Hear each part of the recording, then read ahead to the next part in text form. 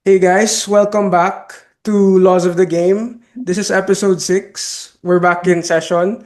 But before I introduce my guest for this episode, I'd like to take this time to congratulate the whole UAAP football community for a successful season 88, for all teams. But most especially, congratulations to the UP Fighting Maroons for winning their 20th championship of their program, and also commiserations to the FEU Tamaraws. And it was a good game.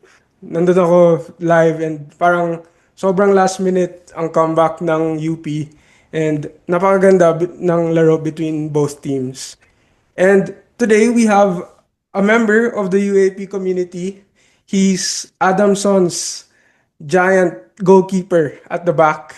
And he's also a former 19 under national team player. Let's all welcome CJ Laron. Welcome, bro.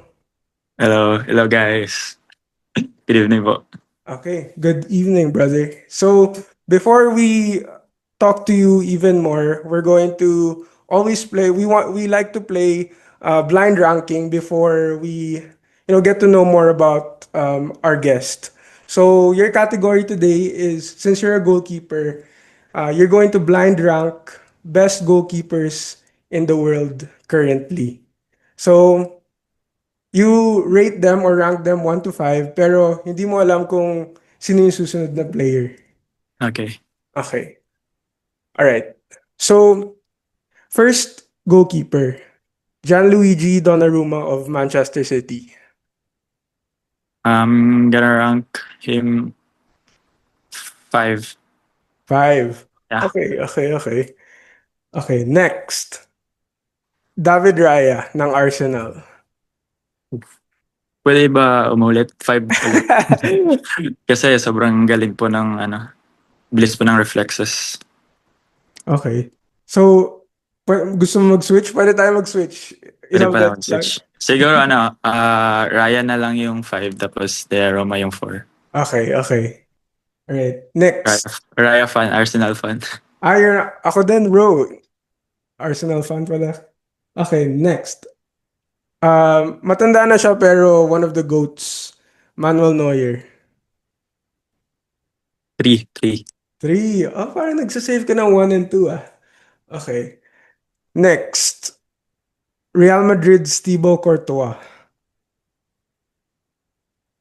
Yeah, mo just Courtois. 2. 2. So, yung last player is yung number 1 mo, which is Liverpool's Alisson. Allison Breaker. Yes, Yeah. 1. Meron ba Yan. ako na leave out na player na favorite mo, na goalkeeper? Meron si talaga, si Emilio Martinez. Okay. Same kayo ni Tamvi na favorite player. Kasi sobrang compose. Tapos the way na parang darating po yung crucial po sa every game is parang kayang-kaya niya po i-handle. Lalo na nung finals ng World Cup Mm-mm. na save niya pa yung final attempt ng France. That's Ah, why sobrang ganda. Sobrang galing niya rin talaga. okay. So, kung binigyan kita ng chance na sinong tatanggalin sa 5 na yon para palitan si Martinez? Siguro yung top niya. Kasi hindi ako Ah, Allison fan eh. okay. Gets on. Okay, bro. Good. That was a very good list. And yun nga, goalkeepers, ina-idolize mo sila. So, balik tayo sa simula. Gusto ko malaman, paano ka nagsimula sa football? Sino yung mga early inspirations mo? And parang ikaw ba did you take to football, or yung yung parents mo yung nagsabi na baka magaling ka dito? Actually po, nag-start po talaga ako ng football elementary grade 5 Grade sa 5. dati ko pong school. Tapos, hindi naman unexpected talaga tong football sa akin eh. Kasi, makikita niyo naman, like, may height naman talaga ako. Yung mga family ko, relatives ko, they want me to play, basketball. And then lumipat po kasi kami from Kidapawan City to Jensan. Then nagpunta po kami ng Jensan, doon po kami nag grade 5 ng kapatid ko na si Edsel na Mm. nasa Lasal din siya. Yeah. Um, Yun po, naghanap ako ng sports, tapos sadly wala yung basketball na gusto ko. So, syempre, gusto ko rin i-represent yung school ko sa elementary. Naghanap ako ng ibang sports, nag-try ako ng ibang sports. Tinry ko rin magsepak takraw ba yun? Kaso hindi po ako marunong mag-backflip kasi medyo po, malaki po ako eh. Tapos yun po, nakitaan din po ako nung coach ko, yung teacher ko lang din na naging coach siya sa amin, na medyo malaki daw, tapos pwede daw maging goalkeeper. Sabi ko, hindi talaga ako familiar sa pagiging goalkeeper and sa sports na soccer. Mm-mm. And ayun, trinay ko lang din, tapos nagustuhan ko lang din naman, tapos tuloy-tuloy din naman po yung opportunity. Doon po yung nag-start yung football career ko. And yun po yung elementary days ko po na sa mga kasama ko rin po. Meron din po kasi akong kasama na nasa FEU na Mm. kaklase ko po siya ng elementary. Si Mark Dadibas, kaso sadly hindi rin po siya nakapaglaro eh. Yun, siya rin po yung isang player po na parang nag-boost sa akin na maglaro kami ng elementary kami ng football. Mm. So, goalkeeper talaga yung unang position mo sa football. Yun, kasi nga daw matangkad daw ako. Matangkad daw pa eh. Pag once na matangkad, hindi daw na tawag yan yung napapasukan sa pag high Oo. balls, tapos mahirap daw pasukan pag 1v1 kasi natatakot daw yung mga kalaban. Actually, matangkad naman talaga ako, elementary talaga ako, natatakot din po yung mga striker eh. Kaya yun, tuloy-tuloy na po hanggang yun, nagdahan-dahan na po yung sumali po kami sa club sa amin sa General Santos. Mm-mm. Then naglaro sa mga Bacolod, then after Bacolod po, nakitaan po ako ng NU. Nag-NU po ako dati, Ooh, elementary. Elementary po. Elementary tuloy. Secondary na, parang high school, grade 9. grade 9. Tapos, Okay, so, tapos nag-pandemic po kasi noon, kaya mm, umuwi. mm, Tapos bumalik lang po pagka college. okay, okay. Si Edsel naman, goalkeeper yung unang position niya talaga also? Si Or Edsel po kasi, unexpected din po yan si Edsel kasi hindi talaga din siya sa football eh. Kaya parang in-idolize na rin lang siguro yung kuya niya po. ah, Kasi parang, si kuya naglalaro din. Parang wala talaga. Parang sabi ko maglaro ka na lang din para if darating yung panahon, baka may mga opportunities din na So ayun po, hindi rin po ako nag-expect nga. Grabe din po yung mga na-achieve niya sa oh. age niya po. And po, na tawag po dyan, lang po talaga kasi hindi po namin in-expect talaga si Edsel na maging ganyan po eh. Ilan age gap niyo ni 1 year Edsel? lang po, 1 year. 1 year.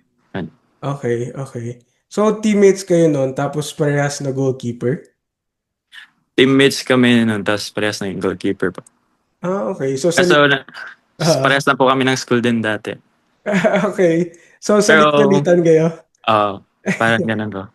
Tapos nung nag-grade 9 na po ako, siya na po yung naging goalkeeper doon kasi lumipat na po ako ng Manila at the age of 14 po para Hmm.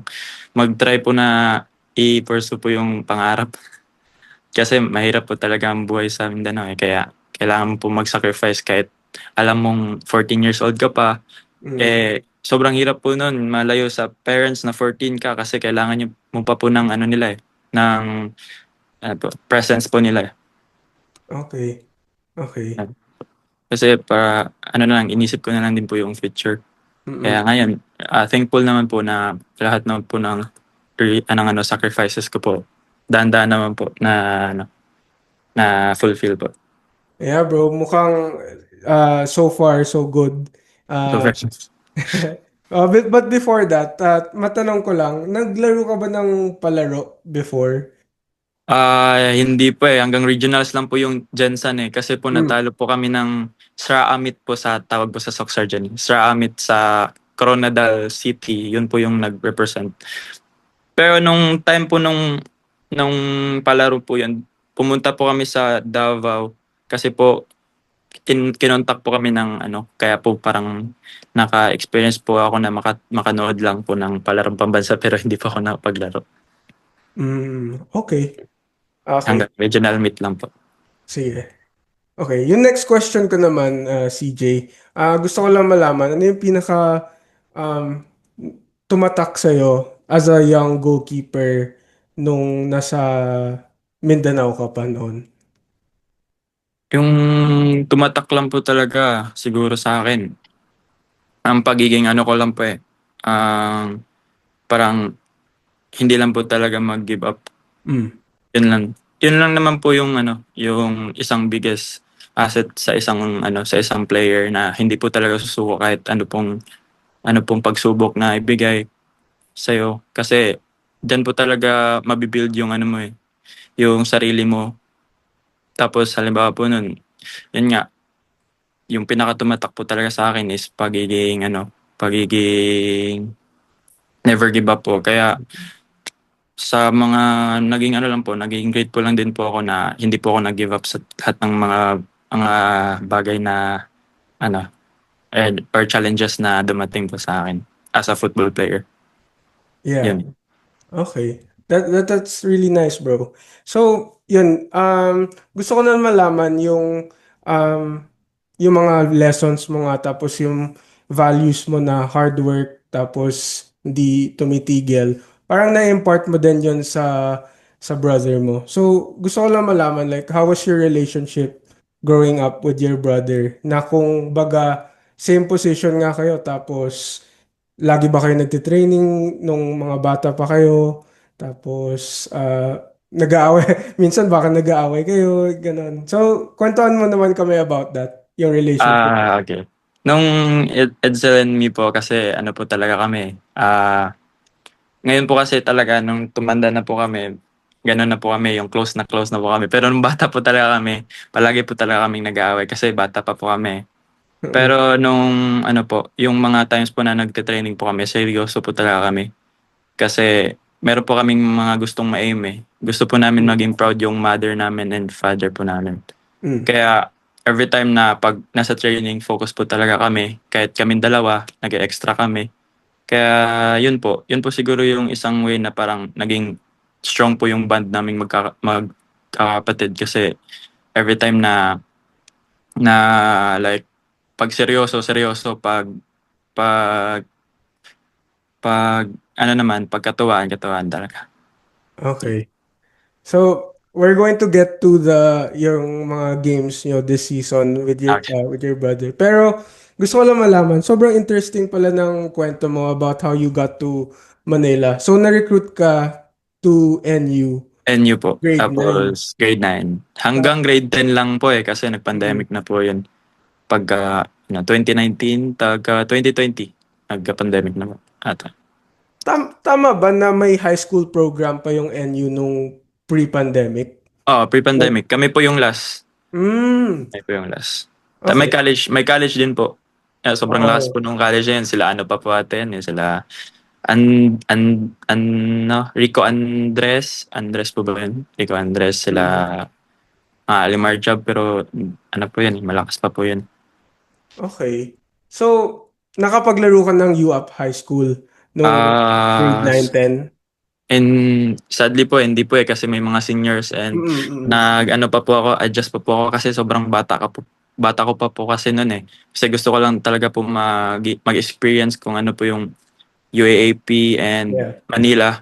Tapos, at the same time po, like, gusto ko lang po din ano yung sarili ko na mag-grow as a individual. Like, ako lang po. Yeah. At malayo po yung parents ko. Pero sadly po, hindi po talaga ako nakapag-line up or nakapag-UAAP kasi marami pong seniors kasi yung mga seniors ko po mga national team po Wow. Bigatin din po kasi yung mga player po talaga ng NU kasi mga Oo. national team po dati. Mm-mm.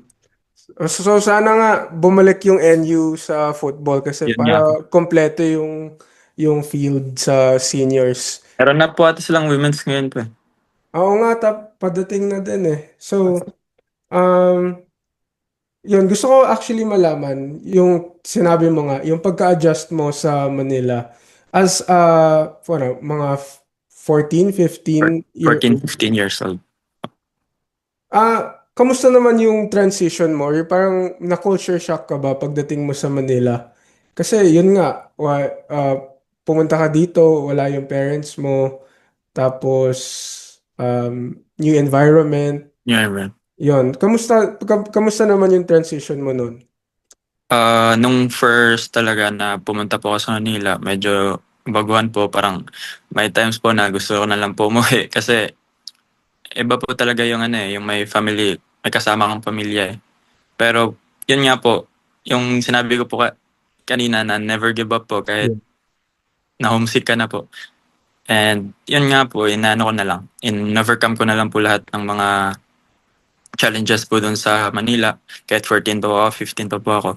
And sobrang saya ko lang din po talaga kasi parang na-feel ko po talaga na nag-grow po ako eh kahit sobrang bata ko pa po eh. Kahit sabi nga po ng mga teammate ko, mga seniors ko na sabi na, umuwi ka na kaya muna Jed kasi kailangan mo pa ng ano eh, medyo parang bata ka pa talaga eh. Kailangan mo pa ng presence ng ano eh, kailangan mo pa ng presence ng family mo eh. Pero sabi ko sa sarili ko parang andito na ako eh. Bakit ko pa ba bibitawan? Mm. Eh, ang daming mga athlete na nangangarap makapunta ng NU, ng ibang school, UAP school. Kaya isa din po talaga sa nag-push po sa akin na wag sumuko yung tatay ko po eh kasi gustong-gusto niya po talaga na kapunta kami dito sa Manila.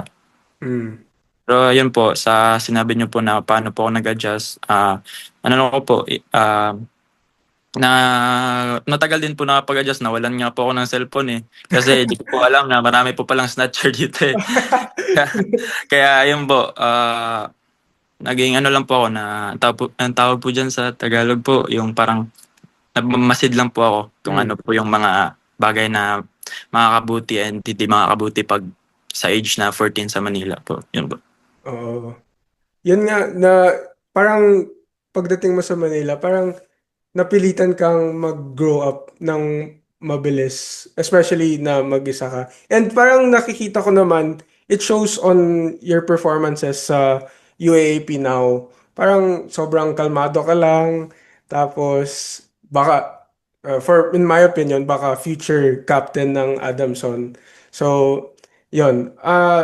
Okay, sabi mo nga, after ng grade 10, nag-pandemic. Umuwi po. Oo, Tapos, umuwi ka. So yeah, kwentuhan mo naman kami kung ano naman yung next journey mo nun. after pandemic po, umuwi po ako eh. Tapos, pag pandemic, stuck po talaga tayo nun eh. And then, mga 2023, around 2023, nabago po yung utak ko ulit. Sabi ko parang gusto ko kaya itry yung basketball. Parang gusto kong iiwan tong football eh. Gusto ko talaga iiwan kasi parang napupush ako sa basketball ulit eh. Parang na ano ako eh. Kasi may time na hindi na talaga nakapaglaro dahil sa pandemic. Pero parang ayaw talaga sa akin ng basketball bro. Karang pag every time na maglaro ako, ini-injury niya talaga ako eh. So parang babalik at babalik din talaga ako sa football kasi parang dun po talaga ako nakatakbay. Okay. Kaya after po doon, PFF U19, Mm. Sock Sergeant po yun po yung stepping stone, start po ulit yung pagiging football player ko. Nag-start po kami na maglaro po sa Mindanao. Kalaban po namin sila Mamon noon, sila Mm. Ramil. Hindi pa Oo. po talaga, mga kabatch ko po, sila Ramil, sila Mamon, RJ Pescadera, yun, Okay. mga Iloilo, RFA nila. Kasi sila, sa Buanga kami sa Sock Sergeant, tapos Iloilo sila. So ayun po, doon po yun nag-start kasi ano po kami, underdogs na Sock Sergeant, parang hindi po nila kami kilala. Tapos bigla po kaming naging top 1 sa Mindanao. Wow. Kaya ayun po, bimahe po kami sa Manila for semifinals. Doon naman po yung nakalaban namin mga NCR. Kaya marami po yung mga nanonood. Nakita ko nga po ulit yung mga coaches ko sa NU. Tapos, yun po, doon din po yung isang laro na nakuha po ako sa national team sa Oo. U19. Yeah. And then, after po U19, kinuha po ako ng Stallions Mm. para para mag-training and at the same time papaaralin daw po ako nila. Pero hindi naman po ako nag-sign. Gusto lang po nila akong pahinugin kasi may potential daw po eh. Kaya ayun, yun po yung nag-start. Yung ano po, after pandemic. Okay. So, nung pandemic, nagte-training ka pa ba nun ng football? After pandemic po, parang nag-gain po talaga ng weight eh. Kasi parang yun po. Pero nung nag-call up ng mga U19 players sa lugar namin, nag-start Oo. na po kami. Then naging teammate ko na rin po si Edsel, parang sub ko po si Edsel, naawa din po ako sa kanya. Sabi ko, next time bawi ka naman. Yun, nakapaglaro siya sa Cebu. Doon na rin po nag-start yung journey niya, nakinuha siya ng UST. Yeah, oo, After oo. ko po umalis. Oo. Yung nga, yung separate journey ni Edsel as tas naging UST ay best goalkeeper ba siya Goalkeeper, ng kaya sobrang proud ko po eh kasi sabi ko parang hindi ko po in-expect sa brother ko po yun eh kasi parang in-idolize na lang po ako, gusto niya lang pong sumunod. Tapos akalain mo mas marami pa siyang mga achievements na nakuha kaysa sa akin. Naging champion pa talaga siya sa UAAP na Mm. hindi ko pa na-experience. Okay. Okay, bro. Yung balikan natin yung ano mo, yung 19 under experience mo for the PFF tournament. I Mm. mean, ah, paano nakatulong yon sa pagbalik mo ng, sa pagmamahal mo sa football? And sa tingin mo, kung hindi ka na-call up doon, na iba yung pass mo ngayon? Mm. Sobrang laking tulong po talaga nung ano eh, yung PFF United na ano eh, kasi yun po talaga yung start Mm. ng ano ko po, ng pagbalik ko po sa football. And yun po, siguro po if wala po yun, siguro nasa football pa rin naman po ako kasi nga sabi ko po talaga Yeah. love ko po yung basketball pero ayaw po ng basketball sa akin. Pero love po ako ng football kaya pinursu ko po talaga yung football. So yun po, yung football po talaga yung ano ko, yung priority ko po ngayon din po sa ano. Mm.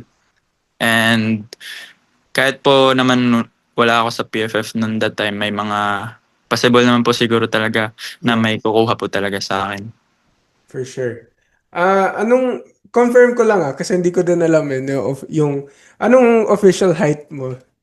Ang official height ko po siguro mga 6'3" po ata ako ngayon eh. 3. Hindi ko rin po na-check po eh. Okay. Yeah, parang you're the tallest goalkeeper sa Goalkeeper. UAP. Eh, Oo.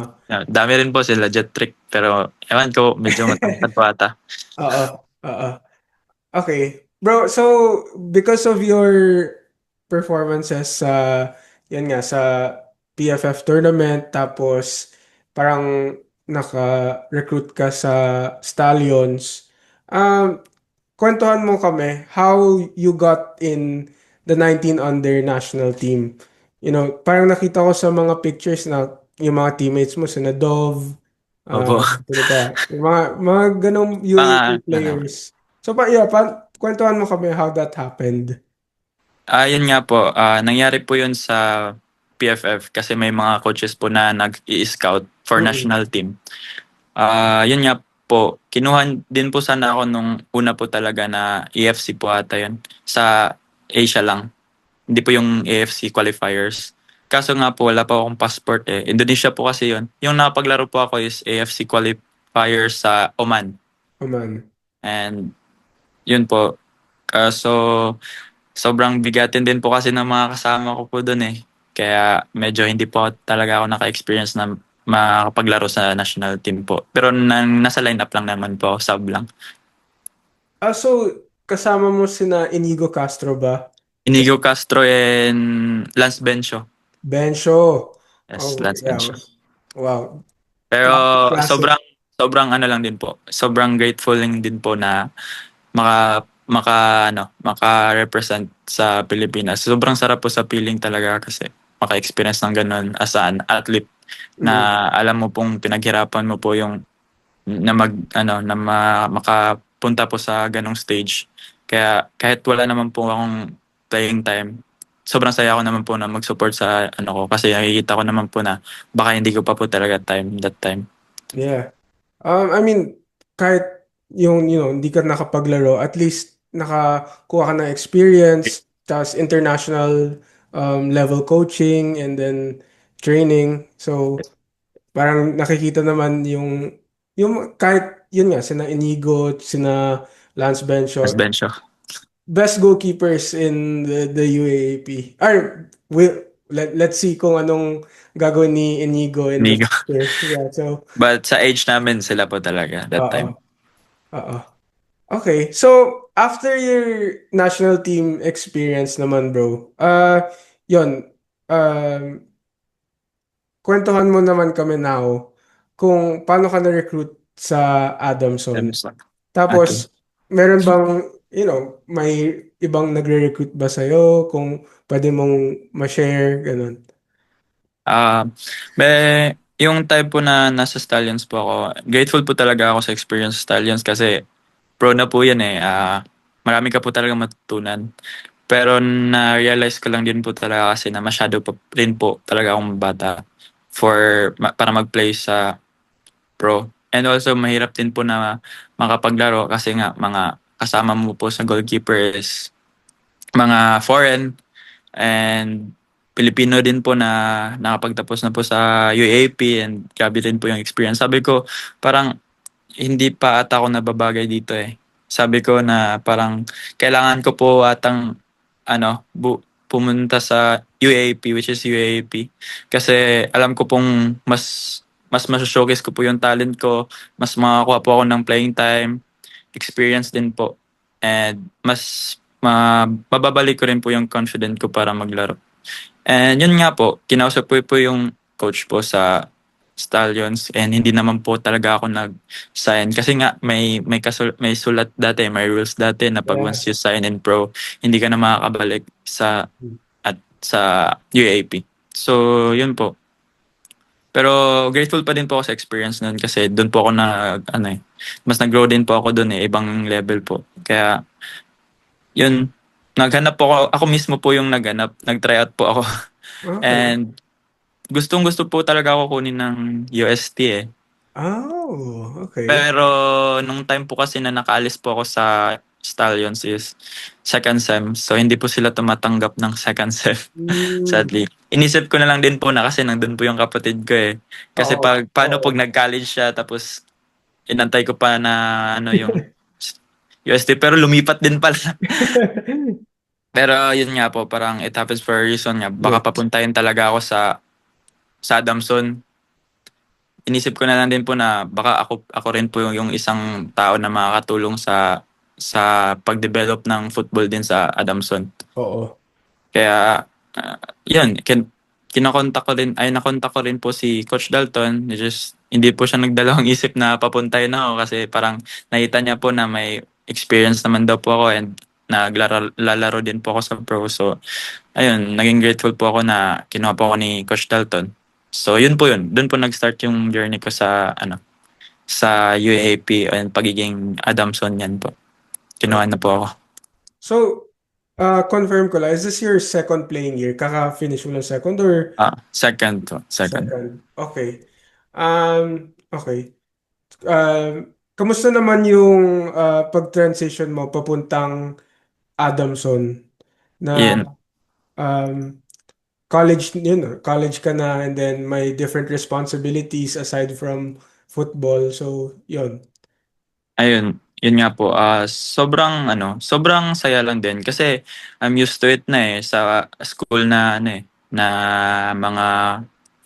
mga experience eh. Kasi nung Stallions po talaga ako, medyo na baguhan po talaga ako kasi medyo matatanda na po yung kasama ko eh. Parang hindi ko po talaga sila ka-vibe. Kahit yung mga local lang po na mga mga babait po sila pero iba po talaga yung ka-age mo po talaga yung kasama mo, Mm-mm. ka-vibe mo. Kaya nung lumipat po ako ng Adamson, like, hindi naman po ako nahirapan na kasi po mga ka-age ko lang and Yeah. medyo welcome naman po talaga ako dun sa kanila. Yan. Mm-mm. And yung first year ko po dun is second sem na po ako nakalipat. So, bali nag-residency po ako. Nag-residency pa po ako nasaktuan po na lang po. Pag doon po yung nabago yung year ng ng UAP eh. Kasi 'di ba dalawang UAP that time. Oo, yeah, yeah. Natapos po ng February. naglaro po ulit ng September. So bali nakapaglaro po agad ako ng September.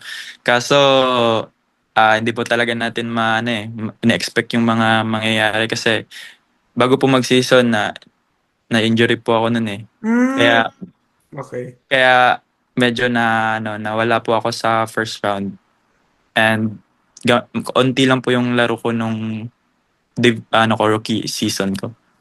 Kaya pala. That's why parang tinanong ko sa'yo if this was your first or second playing. Kaya pala, like, parang Ah, na-injure ka for tal- most of ah, your rookie year. tatlong tatlong game lang po ako pero sobrang saya ko po kasi sa tatlong game ko po nun, doon po yun parang nanalo po kami dalawang beses. And draw po talaga kami sa UP. Yung debut game ko po, na-draw po kami sa UP na powerhouse po talaga. Oo. Okay. Okay, Ay, ano yung hindi injury mo po. nun? Yung injury ko po is meniscus tear po. Oh, wow. Okay. Clarify ko lang po pala yung sa laro po namin sa UP, maganda lang po pala yung performance ko tapos nagpasukan pala ako dito ngayong season po pala kami na-draw sa nila. Oo. Tapos yun po. Meniscus po na tear po yung meniscus ko po sa right. Kaya 1 month before the UAP po, Mm. sobrang sobrang na po sana excited tapos that thing happened po, sobrang po ako. Pero na sobrang saya ko rin po kasi hindi po nawala yung trust ni Coach Dalton sa akin eh. Sobrang Mm. po kasi siya. Sobrang nag-expect po talaga siya na ako po yung magiging first keeper that time eh. And malaking impact po kaso yun po yung nangyari sa akin kaya kaya malaki po talaga yung chance na baka maiba po yung laro ng UAP that time kasi may lalaban po talaga kami. Kaya po namin lumaban talaga eh. Kaso sadly hindi po ako nakapag first round. Kawawa nga po yung si Shane eh, yung teammate ko po eh kasi siya lang mag-isa. Wow, okay. Wala siyang sub. Tapos first time niya rin po naglaro sa UAP kaya medyo sometimes off po yung laro Mm. niya. Kaya yun po. Okay. Pero yun nga, like you said, everything happens for a reason. And now, yun nga, this season, we'll get to this season, pero you're one of the promising goalkeepers ng UAAP now. Parang everyone took notice of your name this year. So, but before we go to season 88, bro, gusto ko lang malaman kung uh, how is Coach Dalton Digha as, as a coach? Coach. Kasi parang kwentuhan ko lang kayo ng konti. Um, Student manager ako noon ng Ateneo nung season 85. And Oh, okay. player pa nun si, Coach si Dalton. Coach Dalton. Tapos sabi ko, ang galing ni Coach Dalton maglaro ng football first and foremost. Parang siya lang nakascore ng goal sa, Yun nga po sa eh. kalaban ng Adamson. Ateneo. Tapos, 1 year lang pala siya nung time na yun, 85. Tapos, nung next season, 86, manager Naging pa rin ako nun. Coach na pala siya, head coach coach. na. Yun Sabi nga po ko, eh. grabe yung transition niya from player to head coach. Pero that speaks to his yung leadership tsaka yung yung mind niya as a tactician or kung gaano siya ka passionate about football. So, yun, tanong ko lang kung how is Coach Dalton as a coach and siguro as a mentor na din for you as a young football player. For me, Coach Dalton is really talaga, dedicated kung ano po yung niya ngayon, yung work niya po ngayon. Kasi Coach Dalton is sobrang seryoso talaga eh. Pagdating sa training, seryoso talaga. And makikita mo naman sa kanya na parang lahat ng bagay, especially football is parang pinag-aaralan niya. And grabe yung niya, yung mag-motivate niya sa amin. And also yung disiplina. Disciplined, oo. Discipline po talaga siya. Discipline sa sarili and grabe po mag-discipline sa mga players niya. Kaya sobrang hands up talaga kay Coach Dalton kasi mas pinili niyang mag-coach kaysa sa mga playing years niya. Kaya yun po. Sobrang laking tulong po ni Coach Dalton sa football career ko po. Mm. Kaya grabe din po talaga ang magbigay ng trust and magbigay ng mga advice. Kasi alam niya po yung mga experience as a student and also Oh, as a coach. yeah. And, young pa lang si Coach Dalton, parang mga 28, 29 pa lang si Coach, no? Hindi po ata around 20 ano po ata. Okay, so, Hindi kasing, ko po sure. magkasing age lang pala kami. Kaka-graduate niya po lang this year eh. Hindi ko alam yun. Okay. So, Kaka-graduate niya. nag-aaral pa siya noon. Nag-aaral siya while coaching. Wow. Okay. Opo. Coach Dalton, pag nakita mo to, podcast episode tayo. Gusto ko makakwentuhan yung story Grabe, mo. Kasi super interesting pala. Okay. grabe yun. Grabe yung maturity niya po talaga. Grabe po talaga. Okay. Sa mindset po, ibang level po yung ano niya, yung mind niya po. So, hindi na siya naglalaro ng professional ngayon. Hindi na po kasi nga po yung nangyari po sa kanya ata. Mm-mm. And Yeah. feeling ko po babalik naman po siya. Mm. Nag-training na po siya ulit ngayon ata. Okay. So, sumasali siya sa mga training ninyo. Ngayon po sumasali na po siya sa mga training namin. Kaya yun po, sobrang saya lang po namin na makita siya. Kahit nga po injury po yun, kahit nakasaklay po yun, pupunta talaga po yun sa amin sa training namin para magturo. Kaya sobrang proud lang po kami sa kanya kasi sobrang dedicated niya po sa ano niya po ngayon. Sa work niya and sa pagiging coach niya po sa amin. Okay. That's really interesting and really nice kasi nakikita naman, I'm sure, like, for me also, nakikita ko na really improving talaga yung Adamson program over the So, years.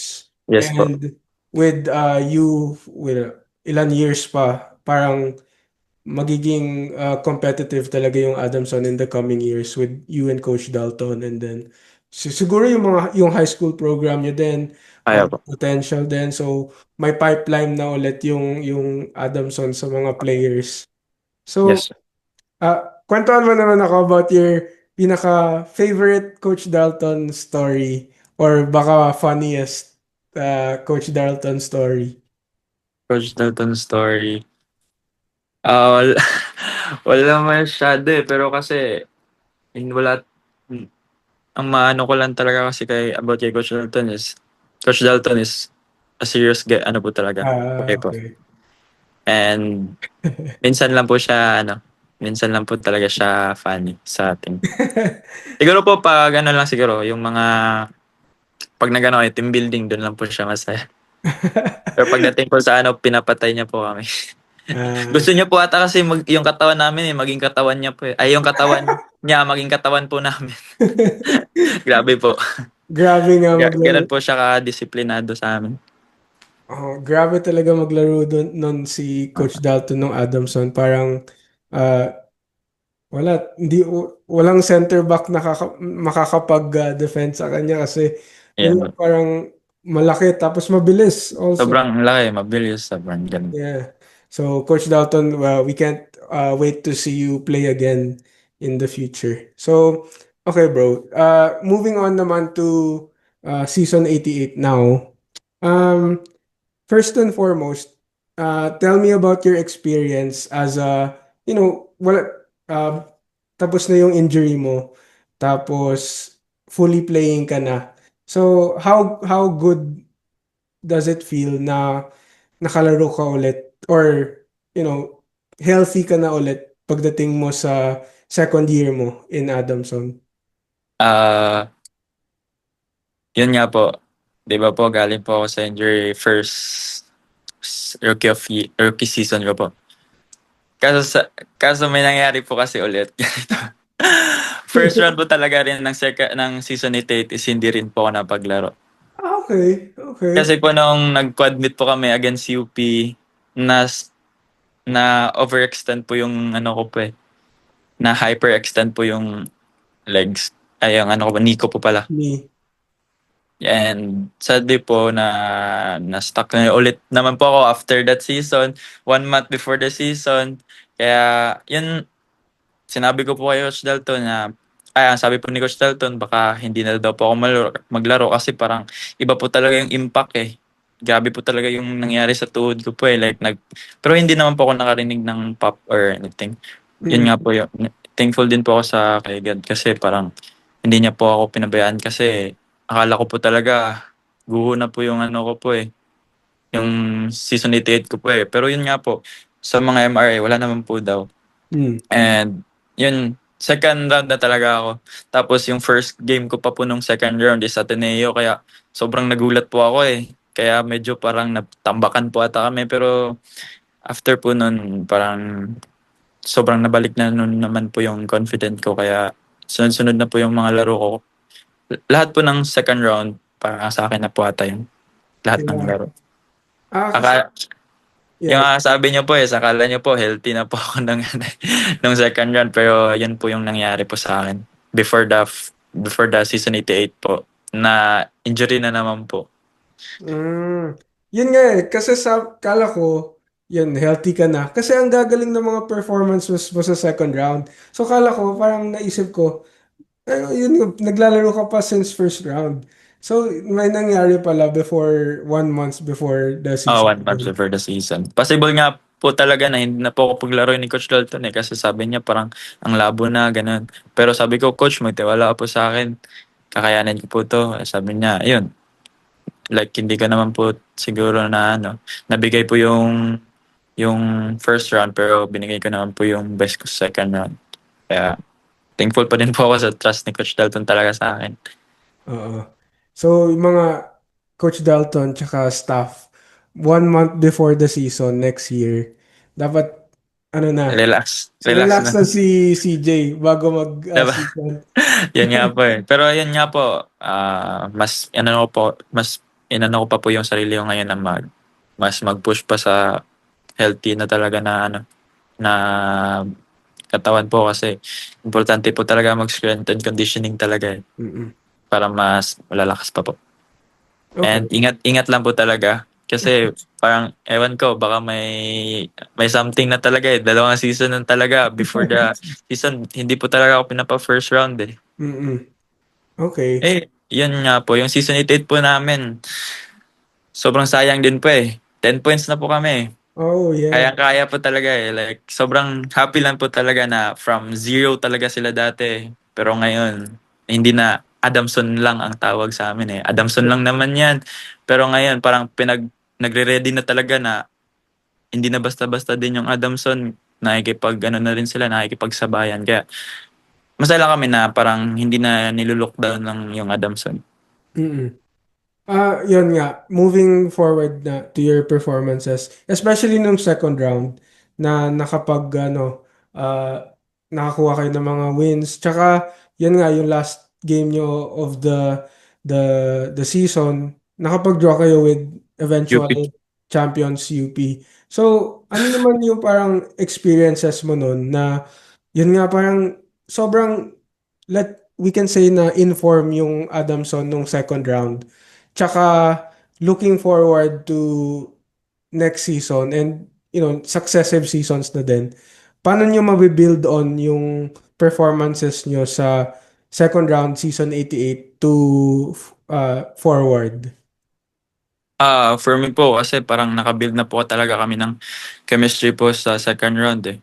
Mm-mm. And maganda na din po yung samahan namin eh. Kasi binigyan din po ako ng opportunity ni Coach Dalton na maging co-captain eh. Mm. Kaya parang malaki po yung ano po yun. Malaki po yung magiging role ko po for next season. Parang sa parang gusto ko po na parang i-lift up po yung lahat ng namin. Kasi alam ko po next season magugulat lang din po ata sila sa amin kasi magre-ready po kami kasi hindi lang po kami na parang tinatanaw lang po nila na parang bonus round na kasi lalaban po kami talaga. Kaya for next season po, mas pag-iigihan pa po namin yung pagte-training and hopefully po na may ma-recruit po kami na makakatulong po talaga sa amin. Yeah. And yun nga sabi mo na next season, ang bilis ng turnover ulit, 6 months, tapos season na ulit. 6 months. Ah, ang tawag dito, like, lahat ng teams competitive na. Parang wala kang masasabi na, yun sabi mo, Adamson lang or Opo. ganon. So, um, gusto ko naman malaman yung, aside from your impressive performances, kunwari yung clean sheet mo against UP and yung mga wins, um, how was that like for you na same starting 11 kayo ni Edsel nung second round Adamson DLSU game? Parang baka I'm sure proud moment yon sa mga family members mo. Opo. Um, yung ano po yun, yung feeling ko po noon, yung ano ko po, yung nararamdaman ko po noon is sobrang ano po talaga. Kahit sino man manalo or sino man matalo sa amin, proud po talaga ako sa na-achieve namin ng kapatid ko. Kasi para po talaga yun sa mother namin na nawala eh. Kaya parang sobrang saya lang po namin na ano kami magkalaban, and first time nata yun sa ano history ng UAP na goalkeeper yung magkapatid yung magkabila ang goalkeeper. Kaya ano lang, proud lang din ako talaga kay Edsel kasi hindi rin po siya sumuko, and naging ano po, inspiration po namin yung ano namin, yung mother namin. Mm. And hopefully na kahit may darating po na goalkeeper sa Lasal, eh, sana hindi lang din siya susuko and ipakita niya pa rin yung best niya every time. Mm-mm. And ganun din naman po ako dito sa Adamson. Ipapakita ko rin po na deserving din po ako. Ganun. Yeah. Oo nga, tama. Na, yun nga sabi mo na may paparating si Inigo. Pero parang nakita ko naman like from outside perspective, yung samahan nila sa DLSU, kahit na-injure si Edsel, si Salavante, ando naman para ma-pick up siya. And let's see kung competitive ng Let's see. goalkeeper lineup nila Next next season. season. So, Aba. tanong ko lang bro, pero in your opinion, um, you versus Edsel, sino mas magaling sa uh, ball with feet?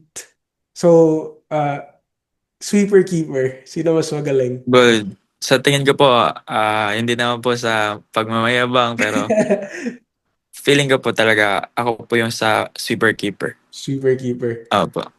Uh, And yeah, shot stopping naman.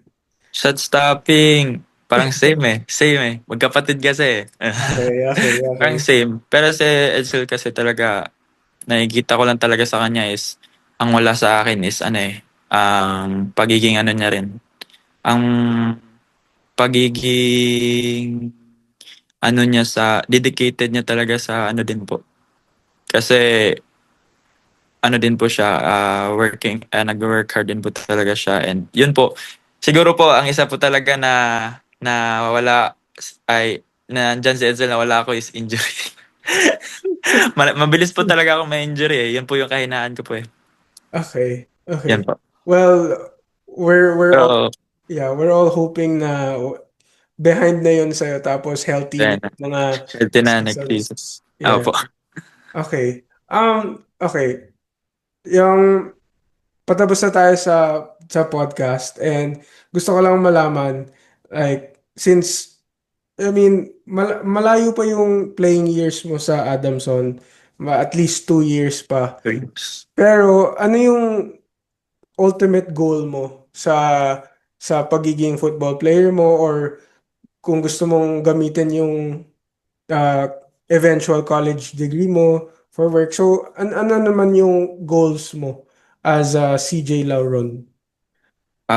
My goal talaga as a, ano po, as a football player and as a student is kapag tapos po talaga ng pag-aaral, yan po talaga yung, kahit sino naman po na mga athlete na galing probinsya, yun lang po talaga yung gusto nilang marating sa ano, in the future, makagraduate po.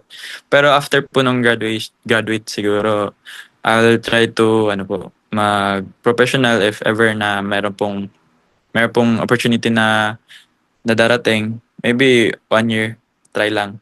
And yun po, na looking forward po sa future na magwo-work na po talaga kasi yun po talaga yung ano eh, parang may time po talaga na sasabihin ko na lang na let go ko na din talaga yung football. Mm. Kasi ibang ano na po talaga ngayon eh, ibang level na po talaga yung football eh. Once you have a injury, parang ma-feel mo na parang hindi na talaga ikaw yan. Parang hindi na talaga yan yung 100% mo. So parang hindi naman sa nadadown ako sa sarili ko, eh yun nga rin po yung reason nag-grow din ako, naging strong din ako na kahit may injury ako, pinupush ko pa rin yung sarili ko. But being practical and being reality po talaga is pag once you have injury, like mawawala po talaga yung yung 100% mo to the point na parang isipin mo na lang din yung sarili mo na mas magwo-work ka na lang po talaga in the future and parang i-let go mo talaga yung passion na yung passion mo na football. Mm. Possible po talaga na in after a graduation 1 year, baka hindi niya na rin po ako makita sa football kasi magtatrabaho na lang po ako. Yan Yeah, po. but you never know. Sabi nga natin But na never know din po talaga yeah, kasi. three years down the line pa yun or 2 years down the line pa, who knows? Kasi from talking to you, I'm sure na sabi mo nga, or sa tingin ko, you're very hardworking tapos dedicated ka sa pagiging football player mo and also becoming a leader also. So let's see kung uh, ano mangyayari in the next 2 years. But for sure, dapat healthy yan and hopefully Healthy. healthy si. Pa-promise ko po yan sa'yo. Healthy po ako. Maglalaro po ako ng first round. Okay, bro. Before we end the podcast, I do this with every guest. You have to invite or dapat tulungan mo ko mag-invite ng next guest natin sa Ah, Laws of the Game. So, baka pwede na yan si Coach Dalton. Coach Dalton, baka naman may IG, kung may IG ka, baka message Joke lang. kita. Joke lang. So, yan. Sino yung ano mo, yung gusto mo makitang next sa podcast? Looking forward po siguro. Hindi na siguro ako pero hindi na siguro ako lalayo sa gusto ko po talaga makita yung si sino ba?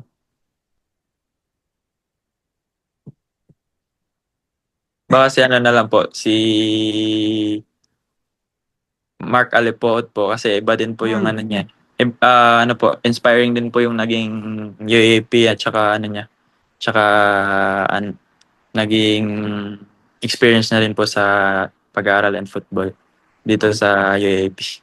Mark Yeah. Alipoot po. Friend ko po kasi din yun kasi ibang din po. Kaya feeling ko po maging maganda rin po kausapin siya kasi Mm-mm. yung experience na rin po parang same lang din po kami. Oh, okay, okay. So, FEU Mark Alipoon. Yeah. Uh, So, if you see this, bro, Shout or out Alipoot. kung yun nga, for sure may IG siya, baka message ko na lang ikaw soon. But If pumayag.